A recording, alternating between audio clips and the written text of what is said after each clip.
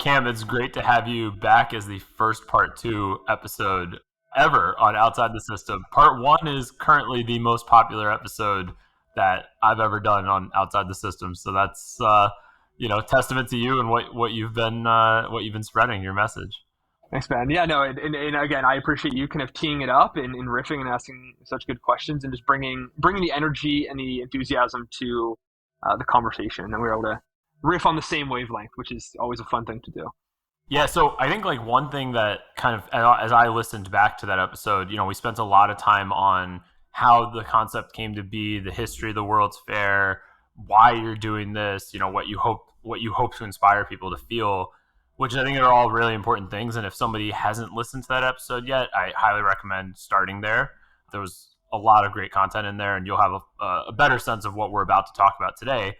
What I want to actually spend more time on today, though, is getting very tangible in terms of what, concrete in terms of what you're doing over the next 1, 2, 3 years to get closer to this vision being a reality. Because I think there's a big picture vision that I think a lot of people would say makes sense and that it's hard to do, but it makes sense. And, there's maybe some, it's not whether you want to do it. It's more like, can you get the resources and put all the pieces together to get there? But then there's like the short-term questions, like how are you going to get there? What would help you get there, right? Because a lot of people, I think, listening to that episode were inspired. And, some of those people maybe are not major contributors, but they'd be small contributors, whether that's in terms of their time or their money. But I do want to get really concrete in how the audience can help you actually make this vision a reality. And then also what you are planning to do over the next couple of years to get closer to that. So maybe we'll start with the tangible steps, and then we can talk through like what would be most helpful to make the World's Fair happen. The insight here is like, how do we go make this big grand mega event happen? Really, the major milestone is like we need to figure out like where we go host it.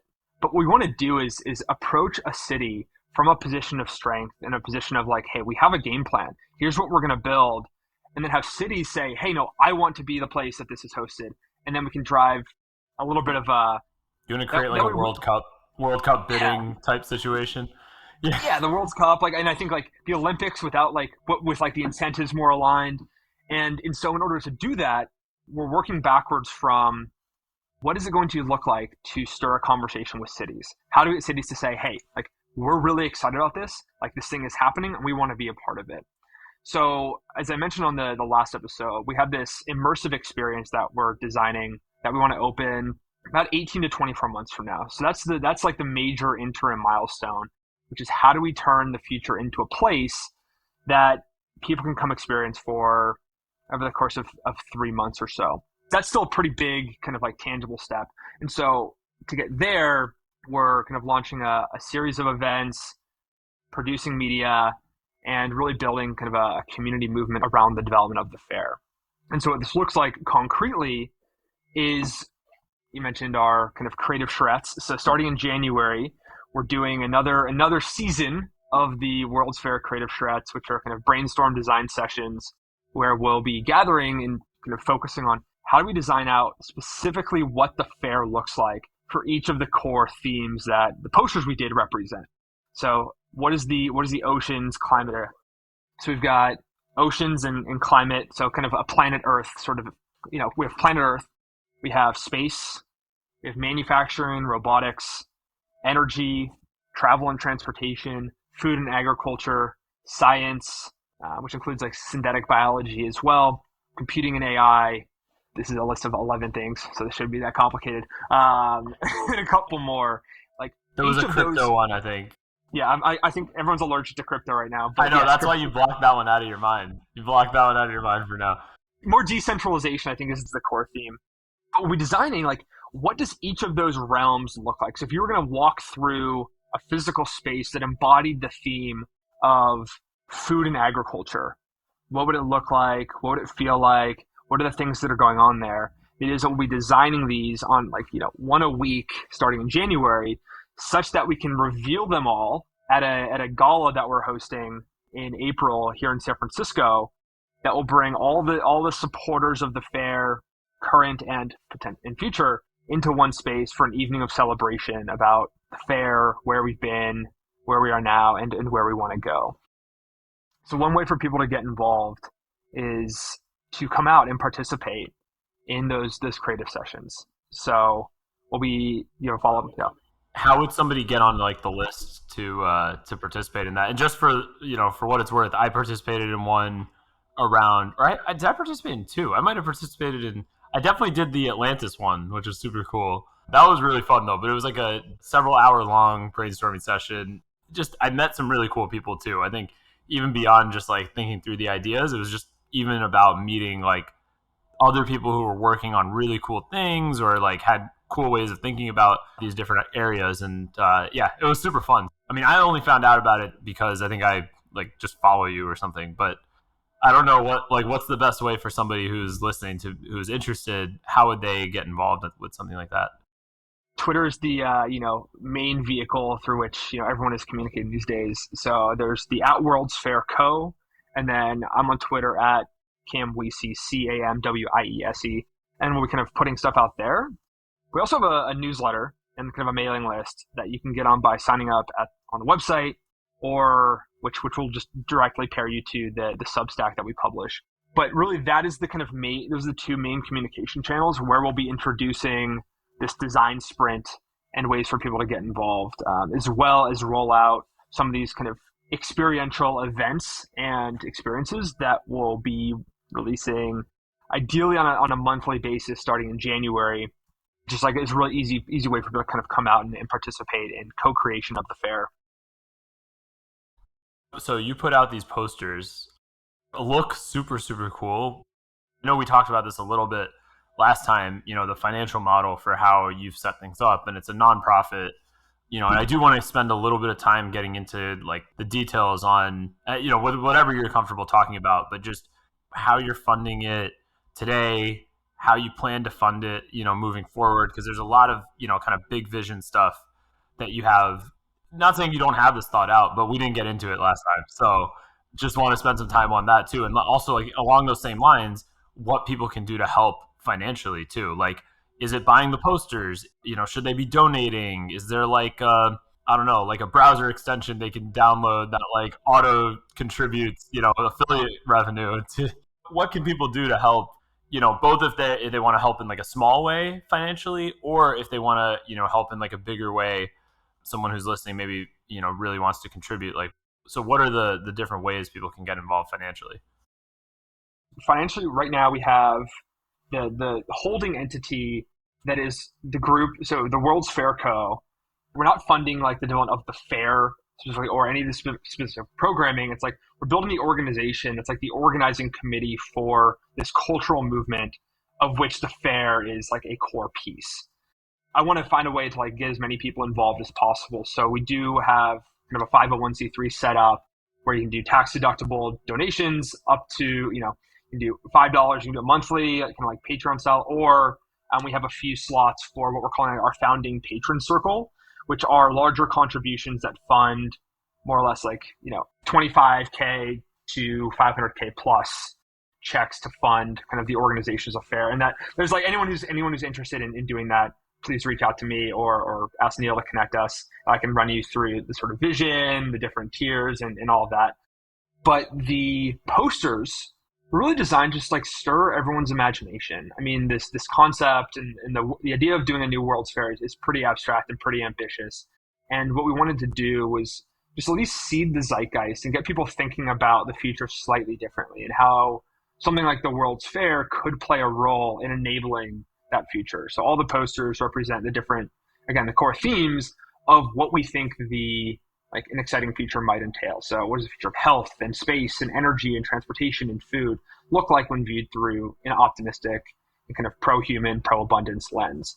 And so if you purchase the posters and you like hang them on your walls, like that helps because we obviously get revenue from the poster sales.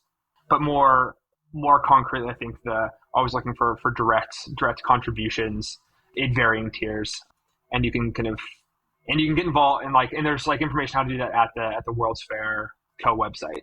It's you go to the worldsfair.co and under get involved we have kind of four buckets. We have community, which again is where you can kind of get involved in the fair. So if you're on the mailing list, you'll probably get kind of updated to like fill out a form about the themes and stuff you'd want to talk about for the creative sessions. But you can also just fill out the type form we have on there, which will automatically put you onto the list when we're going to be kind of rolling out and releasing details on these things. And then there's a donate section, which has just a link to either directly contribute or get in touch for larger contributions.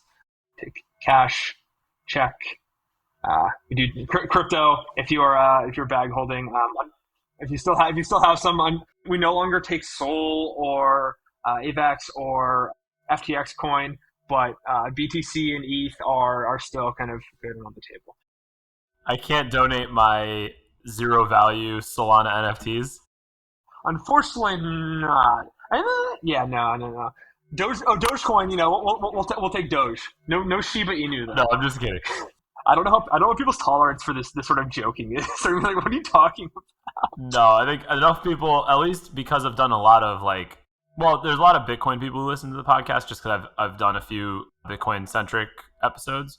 But yeah, so staying on topic. And by the way, if someone's interested in the Bitcoin episodes, there's a bunch. So just go to the feed. You can see there's 4 or 5 probably at this point. So check them out. But in the meantime, so talking about the financial ways people can contribute, what objectives is that going to help you hit over the next, call it 1 year? What does the next year look like? I know you're talking about the brainstorming sessions. And obviously there's a lot of variables, whether you get enough money, whether certain timing things work out, whether certain people say yes, whatever. In an ideal world for Cam, what does the next year look like? I mean, the blocker again up to this point it's just capital, because I'm the only one working on this full time, chipping away, building out sort of the relationships. And what's crazy, Neil, is so many people, incredible people, whether they're from Imagineering or they're from the film world, they're from the tech world, everyone's like, hey, I want to help. I want to be a part of this. The only question on people's minds is the thing actually going to happen? And the kind of the thing meaning the fair. The thing meaning the fair. And again, there's people to hire, there's clear action items to take. But for most people, hey, do you actually is there money and horsepower behind this? That's kind of the thing that I'm solely focused on right now, because with that, then it's easy to pick up the phone and say, hey, we're going to do another design weekend retreat. We're going to workshop the entirety of the fairgrounds, or let's go spin up the media and kind of do a docu-series on the different features that are being built. Sorry for cutting you off. I was going to say, I feel like you could even do on the media side, thinking through low cost ways to do it, to start. I could almost see a podcast network where you have a separate podcast for each of the areas, each of the themes that you go super deep on in each area, but they all sort of are under the umbrella of the World's Fair Media Company or something like that. Yeah, that's maybe another way to I'm trying to avoid having too many asks for people. I guess here's the meta ones. I really think it's important that we kind of continue to share these ideas and these concepts about the future that can get people excited and kind of get them believing that the world of tomorrow can be better than the world of today. And storytelling and media is a huge piece of that. If anyone listening wants to go build out the media arm for the fair, that's the podcast, that's a docu-series, that's short films, any of that, hit me up. Because that is something that is critical to the success of the organization and to this sort of fulfillment of the mission, that I would love to have someone who just wants to own that and go execute on it. Well, yeah, that's a really good ask for somebody, because I think media could be so many different things, right? It's it's a huge undertaking, but I do think if you got that ball rolling, it affects everything else. It's your whole top of funnel gets a lot bigger in terms of awareness. And also with what you're doing, there's a lot of mind shifting that you kind of have to do to even get all the way to the fair, right? It's majority of people's current state of mind is around tech. People would see the fair. I'm not saying everybody reacts this way, but this is how I would say the mainstream reaction might be, is it's just so far away from the way we currently view tech and its impact on the world. This whole optimistic tech future idea. So you almost have to shift, start moving the mindset over to a more optimistic frame, which is going to take years of media to do, and the stories that we tell and stuff. And I mean, the media part of this, I can't overemphasize, in my own opinion, how important that's going to be to making this vision actually happen. You're 100% correct. It's like the book I showed you, the kind of art of book. I showed that with someone kind of outside of like the normal circles, and he's like, Cam, you're making a really bold assumption here, which is that the future actually is going to be better. He's like, most people don't believe this. Ah, yes, therein lies the challenge. Is how do we? And I think this just comes to exposure because you and I, we see a lot of this stuff on a daily, weekly, monthly basis. Like, hey, this cool thing is happening, that cool thing is happening.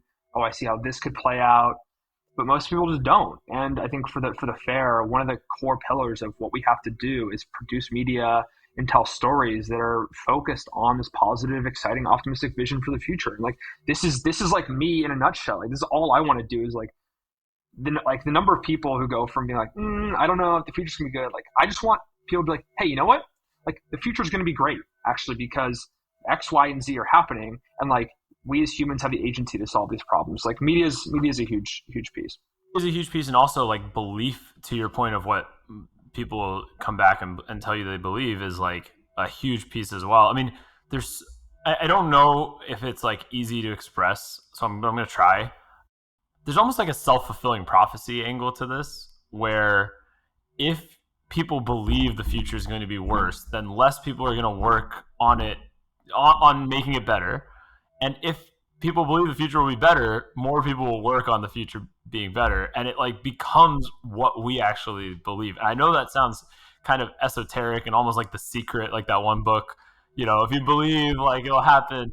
That said, there is an element of that to how reality works. It's like it does matter what you believe and what you view the future to be like. Your thoughts and your belief system actually impact what will end up happening.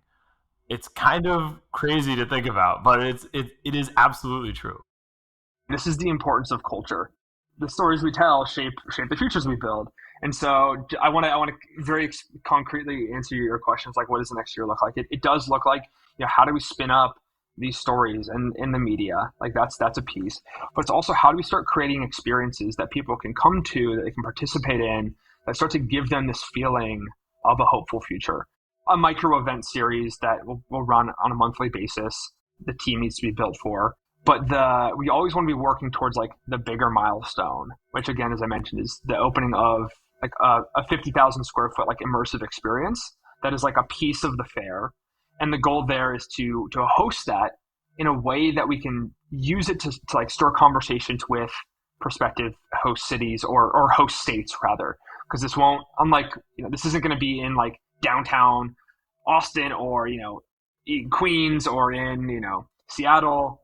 Like it's going to be outside of a major metropolitan area, and so it's really like what states have the capacity to host, what are they like willing to kind of do, and the infrastructure and all that. Because like I mean it's a big project, but at least the next Does like it the have to major be in the U.S.? yes like it, I mean like it doesn't like I mean yeah, at least the whole point is like this is where, and people get upset about this or they may disagree, but like the future is being built in the US. Yeah. No, I'm only asking because of World's Fair, right? So it's just like not necessarily a U.S. centric thing, but yeah, that's what I was just asking. Is like, are you limited to U.S. locations, or could it be somewhere else? The goal of the organization is to continue to host World's Fairs like every 5 years into the future. The first one doing it in the US makes the most sense for a variety of reasons. I see a world where we continue to organize these and they're hosted in different countries and different cities around the world. That said, yeah, it's like where do we do the first one? I think the companies that are really on the leading edge, the ones that are building the future, are located in the US. And like the talent is concentrated here. And some people are like, oh well it's not, and like we want the world to be represented at the fair. Like other countries will come, they'll show off kind of the incredible work that they're doing, that they're building. But it's not necessarily about like nations, right? It's like the world. So we're bringing the world together, not like countries from the world. And I think that's a like important distinction. It's like everyone from the world is invited to the greatest show on earth, where we're going to celebrate humanity and human achievement and progress, and like paint a vision for the world again, world that we could be living in. Not like the US world, not the like Western world, but like what does the future look like for everyone on the planet? And then how do we create experiences around that like everyone can relate to, regardless of like the country they're from or like their current kind of economic standing, because really the future is like the future belongs to like everybody, and so it's like how do we make sure that that is the story that is being told.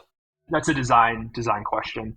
The other thing that we're going to be working on is like, yeah, we'll build out that sort of immersive experience. We have like location for that, experience and story for that, but also just continuing to work on designing and building out like the model of the fairgrounds, like hosting creative sessions, building out the team. What does the architecture look like? What is the landscaping look like? What are the stories that we want to tell? What organizations or what groups or what individuals are working on telling some of these stories right now who we can work with to like incorporate into the design? So we actually just have to build the concept of the fair into an experience that we can show off that then gives us resources to go like translate the build plans and the concept into like a physical site. Am I communicating this clearly and concretely? Because like it's a very big thing. Okay. No, that makes a lot more sense. One actual idea I had based on what you were just talking about is a few weeks ago I went to something in New York called like King Tut, like immersive experience or something was the name of it. And they're done by like National Geographic. Like they're done in this one at least was done at a pier, not even like one of the easiest to journey to piers in New York, but it was at a pier, so like a warehouse type building, and they just created a really interesting exhibit around like using like screens and different types of like basically it's a very creative use of screens, I should say. That's like most of what it was, but they like recreated the moment that they opened up the tomb for the first time, and like the like a lot of like ancient Egyptian like myths, and it was like I thought it was really cool. I mean, I think it would be like they could do that for a variety of topics, and I think that they do. Where I'm going with this is I wonder if there is a similar type of experience you could create around each of the 11 areas. And and people paid to go to this King Tut thing, so it's like there could be a ticket cost to go to this thing, but it would be a way to like make it real for them, make it concrete. And I don't know what that is, and it's probably different for each of the 11 areas, but it's like the oceans one, the space one, like the decentralization one. Like there's probably some really interesting exhibits you could do around all of those areas. This is good because like this is part of the articulation. Like when I'm saying like what is the immersive experience that we create and we launch, like it's in that vein. It's like the King Tut experience. It's like the Meow Wolf or the Museum of Ice Cream isn't quite on brand, but it's not like physical activation. You go, you have an experience, but instead of it being focused on ice cream or cookies or mummies, it's on the future and like with this kind of air of optimism and excitement. The future of oceans, or Yeah. like, And yeah. then like all of this, I think this is another important piece. It's like the org, while the World's Fair Co set up is like a 501c3, that's like nonprofit is like a tax status, not a business model, right? Like this is a big project. Everyone's like, oh, is this going to be a money pit? It's like, no, like we need a little bit of capital to like gets like kind of design, continue to grow the team and design these things, which is like the holding entity. And then like I fully anticipate like all these immersive experiences, all the events, all these other things will like generate revenue such that the organization can be self-sustaining and not rely on like philanthropic support in perpetuity. It's like the entity should sustain itself and like be able to last and like be funded for the next 100 years through these sort of events we create. But all of it staying within like the shell. So it's like, oh, cool. The immersive experience generates, makes $20 million. Like all of that gets kind of siphoned back into the continuation of these experiences and not like necessarily like externalized. So going to your point about nonprofits don't have to be a money pit, have you looked into or heard about or researched Rolex at all? No. Like the watch company? I mean, I know of Rolex. I don't have one. No, well, I'm not saying for that reason. I'm not No, I saying for know. that reason. I'm saying they are effectively a nonprofit. Really? Yeah. Yeah. So basically, like the shares are owned by this foundation, and that foundation donates, like it's a nonprofit, and that foundation donates all of the profits. Yeah, I'll have to link to an article about this, but I think they set up a website. There was a podcast episode I'd listened to about this like a while back, and I need to dig up whose podcast that was, but it was super interesting. Yeah, okay, so here they go. It's like Rolex.org. They have like the areas that they donate to, like environment, science, arts. Yeah, it's just like it's super interesting that this is how probably like the best known watch company in the world is set up, but it's a nonprofit. Like it doesn't have to be money pit to your point. Like this is doable. It's all about creating like a public good. The World's Fairs are like that is literally created to fulfill the mission of like creating a culture of optimism for the future and supporting the builders who seek to make that future a reality. Like that's it. So it's like how do we like that's the whole reason this exists. And by having a model that actually brings in some money, it makes it more likely to succeed because it can last longer by doing that. Is you're not reliant on like, oh, this year the stock market did really well, so I got a lot of donations. It's like we make our own money so we can, kind of self-fund our operations now. But you need that like initial bit to bootstrap it up to that point. Yeah. The way that I envision this playing out in the long run is that we run programs like the fair eventually has an endowment that like is used to fund like we talked about kids going to science and math camp and like is that or space camp is that a thing like yeah like we have programming like we may have Bezos may want to send like 1 million kids to the fair and it's like okay cool like then that can be like a philanthropic contribution so having like something that is like a neutral like a deductible tax status like makes it easier for like people to like allocate capital to and then in some ways Who is the dream team or like the list of people, if you could get this in front of and be able to pitch? The reason I say this is you never know who knows who. So I want you to just put that out in the world and like, if you're comfortable with it and if there are, people listening who have a way to help you get in front of these people, that would be awesome. So yeah, like who's the on the dream team? all right let's see I'll only pull up my spreadsheet here my own bias is like towards like the tech centric circle. So if anyone like has folks that they know who are doing things in real estate, in like non Silicon Valley tech, maybe some finance, like there's a bunch of people that like I don't know. So this list is kind of my own skew, but specifically Evan Spiegel from Snapchat. I think I'm a big fan of Brian Armstrong from Coinbase and Brian Chesky from Airbnb. Particularly, like I know Brian's a big fan, or Chesky's a big fan of Walt Disney, and Walt had a ton of involvement with the World's Fairs. Patrick and John Collison, who I may have conversed with by the time this goes live, but we will see. Scott Cook, who is one of the founders of Intuit. I literally have a spreadsheet of like 100+ people. I'm trying to be like, what names are people gonna recognize? No, but even if they don't recognize, like that could still be helpful. Are you comfortable posting the spreadsheet in like a view only mode? You know what? Yeah, let's do it. Here's why I'm saying that. It's like that's another way someone can contribute, right? It's like, yeah, I might not have the money to like write a $25,000 check, but I can, I through some weird circumstance, I actually happen to know this person, who you really want to meet. Like I can help put that together. You know what I mean? Like someone listening can find another way to contribute that way. So I can put it in the show notes and, don't make it let people be editors, but like make a view only version. And yeah, if people can like, that's actually an interesting idea is like just make a live ask spreadsheet or something that people can just every time like they want to contribute, just go there and see what they can help with. That's a good idea.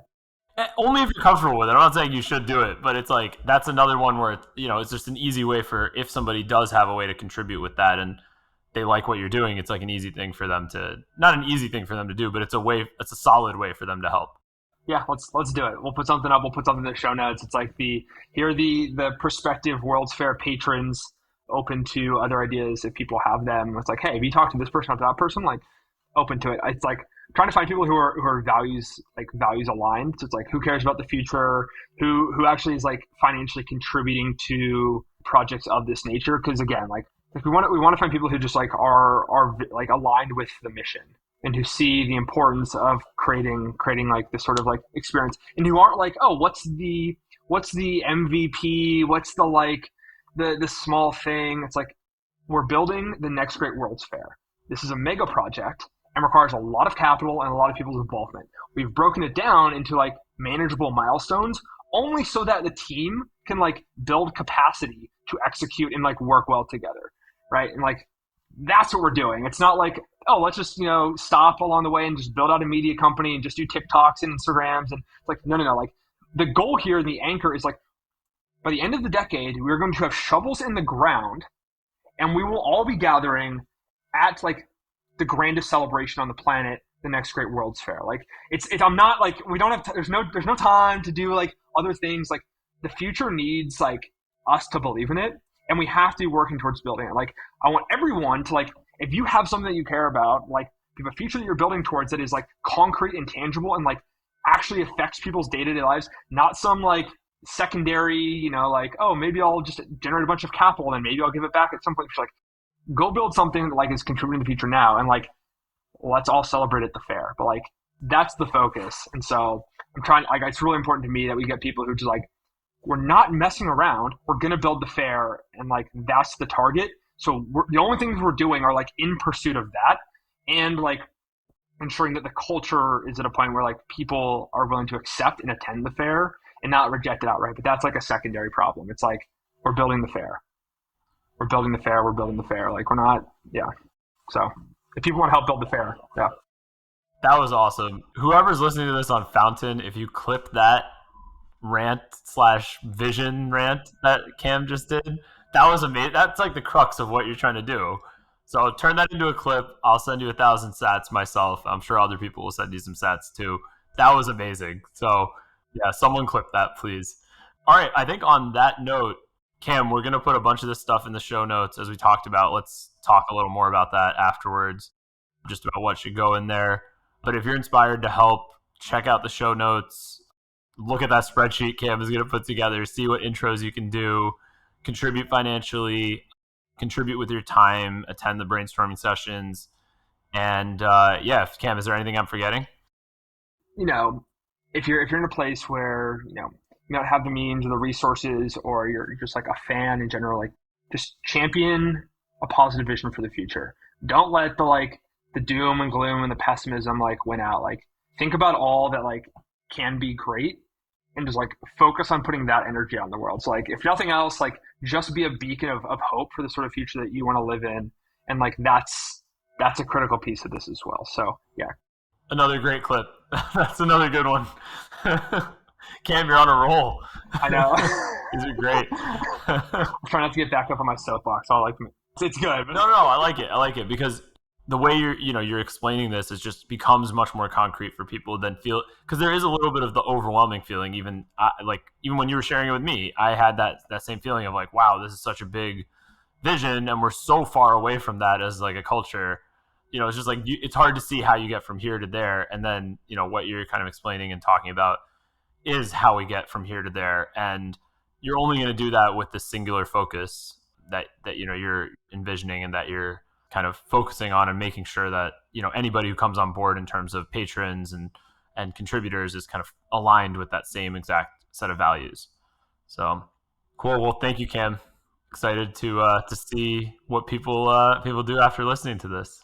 Indeed. Onwards and upwards. Thank you, and thanks everybody.